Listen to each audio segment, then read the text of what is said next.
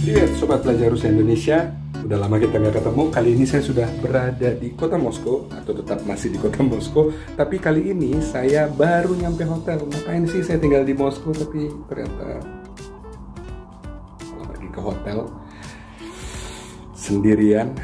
Udah gitu jauh dari keluarga. Jangan mikir yang aneh-aneh ya, penasaran tapi kan.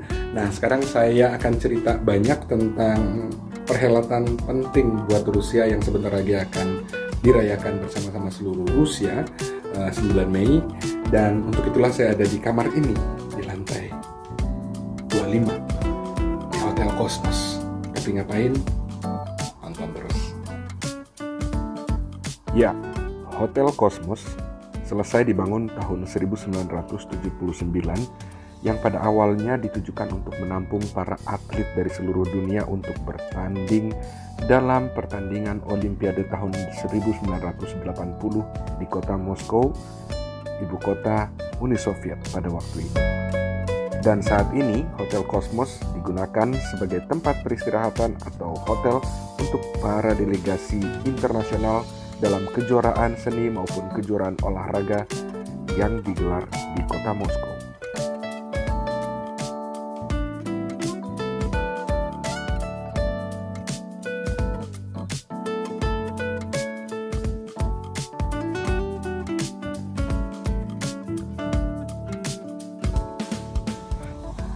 Ya, teman-teman, saya sudah belajar. Teman-teman belajar Rusia Indonesia, saya sudah berada di Hotel Cosmos di lantai 25 di kota Moskow. Tepatnya kalau dilihat di peta kota Moskow atau peta Moskow Metro atau subway, itu ada di bagian atas di dekat Taman VDNH yang tadi saya tunjukkan. Saya di sini sebagai perwakilan dari Indonesia yang diundang secara resmi oleh pemerintah Rusia untuk bersama-sama dengan perwakilan 60 negara lain yang sudah datang di hotel ini juga menginap untuk merayakan Hari Kemenangan Rusia. Ini salah satu dan satu-satunya hari terbesar dan terpenting bagi Rusia, yaitu Hari Kemenangan atau Dien Победы dalam bahasa Rusia, yang dirayakan setiap 9 Mei, sekarang 7 Mei. Dan kenapa ini penting? Karena Perang Dunia Kedua, seperti kita tahu dalam sejarah, memakan banyak korban, dan korban paling banyak yang dialami oleh negara Uni Soviet yang sekarang menjadi Rusia.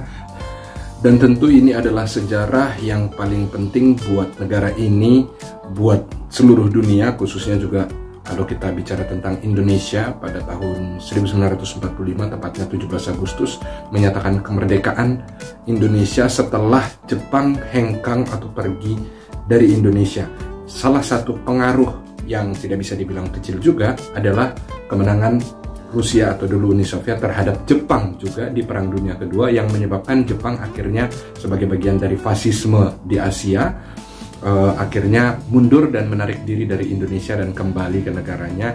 Dan untuk itulah saya sebagai warga negara Indonesia dan mewakili teman-teman semua di Indonesia dan negara Indonesia, setelah diundang dan ditanyakan apakah bersedia untuk ikut berpartisipasi dalam konser Besmertny Polk, atau kita bilang Polk itu resimen ya, Besmertny yang tidak meninggal.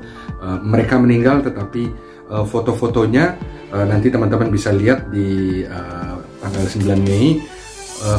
Anggota keluarga atau cucu-cucunya atau anak-anaknya membawa foto-foto keluarga mereka yang meninggal pada saat Perang Dunia Kedua yang tidak sempat datang ke Lapangan Merah, dan mereka membawa foto itu sampai ke Lapangan Merah untuk sebagai simbol bahwa jet atau kakek buyut atau ayah, ibu, kalian saya bawa ke Lapangan Merah untuk ikut pawai bersama dengan manusia atau pasukan atau warga negara Rusia yang masih hidup.